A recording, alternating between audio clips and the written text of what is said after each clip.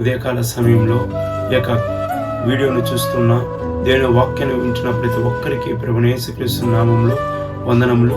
అదేవిధంగా దేవుడు మనతో మాట్లాడుచున్న మాటలు ఏమిటనగా ఈ యొక్క ఉదయకాల సమయంలో కీర్తన గ్రంథము 27వ అధ్యాయం 1వ వచనం చూసినట్లయితే, రేపటి దినమును గూర్చి అతిశయపడకము, ఏ దినమున ఏది సంభవించునో అది నీకు తెలియదని చెప్తున్నాడు. అదేవిధంగా ఏ ఒక్కరు కూడా చెప్పలేని సత్యమే పరిశుద్ధ గ్రంథం మనకు ముందుగానే లెక్కించబడి ఉన్నది. అదేమిటనగా సొలొమోను జీవించిన రీతిగా మానవుడు అనే వ్యక్తి ఏ ఒక్కరు కూడా అటువంటి జీవితం జీవించలేదన్నమాట. అటువంటి లగ్జరీ లైఫ్ కానీ, అటువంటి ఉన్నతమైన స్థానంలో కానీ, రాజులో కానీ, ప్రతి ఒక్క విషయంలో కానీ గొప్పగా జీవించారనమాట. ఆ యొక్క వ్యక్తి ఏం చెప్తున్నాడంటే, భూమి ఎందును ఆకాశం ఎందును కలుగుచున్నవన్నీ కూడా జరుగుతున్నవన్నీ కూడా నీటి బుడగల వంటిది, ఆవిరి వంటిది అని చెప్పుకున్నాడు అనమాట. అదేమిటనగా ఈ యొక్క సమయంలో మనం చూసినట్లయితే అటువంటి వ్యక్తిని కూడా రేపటి దినం అతిశయపడద్దు అని పరిశుద్ధ ప్రేరేపణ ద్వారా రాయబడినది ఈ యొక్క సామెతల గ్రంథము. ఈ యొక్క సామెతల గ్రంథంలో ఉన్నటువంటి ఒక వాక్యం ఏమిటనగా, రేపటి దినమును గురించి నువ్వు అతిశయపడకు.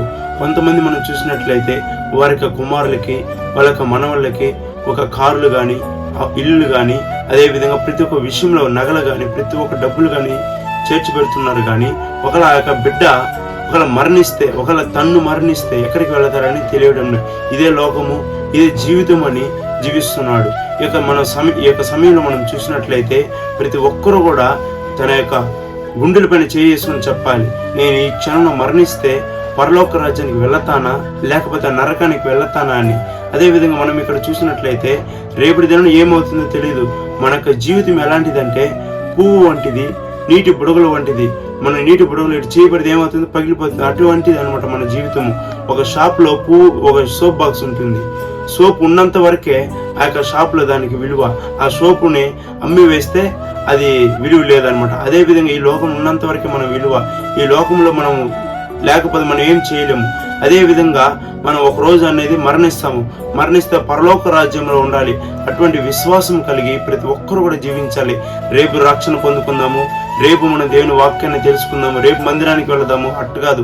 ఈ యొక్క ఏ క్షణమైనైతే దేవునికి నువ్వు మొరపెట్టాలనుకుంటున్నావో, ఏ క్షణంలో అయితే నువ్వు దేవుణ్ణి స్తుతించాలనుకున్నావో, ఏ వ్యక్తికి ఏ యొక్క సహాయం ఏ క్షణంలో నువ్వు చేయాలనుకున్న ప్రతి ఒక్కటి కూడా ఈ రోజే నువ్వు చేయాలని ప్రభు పెరటనే మనవి చేస్తే ఇక చిన్న వాక్యాన్ని దేవుడు మనతో మాట్లాడిన రీతిని బట్టి దేవునికే మహిమ కలుగును గాక. ఒక చిన్న ప్రార్థన చేసుకుందాం. ప్రతి ఒక్కరు కళ్ళు మూసుకున్నట్లయితే, మహామమ్మల్ని మిక్కిలిగా ప్రేమించిన ప్రేమగలనైనా, కృపగలనైనా, దయగల తండ్రి, ఈ యొక్క ఉదయకాల సమయంలోనైనా దేవుని వాక్యం ద్వారా మీరు మాతో మాట్లాడి ఉన్నారనైనా. రేపటి దినం మాది కాదు కానీ ఈ రోజే మా దినమునైనా.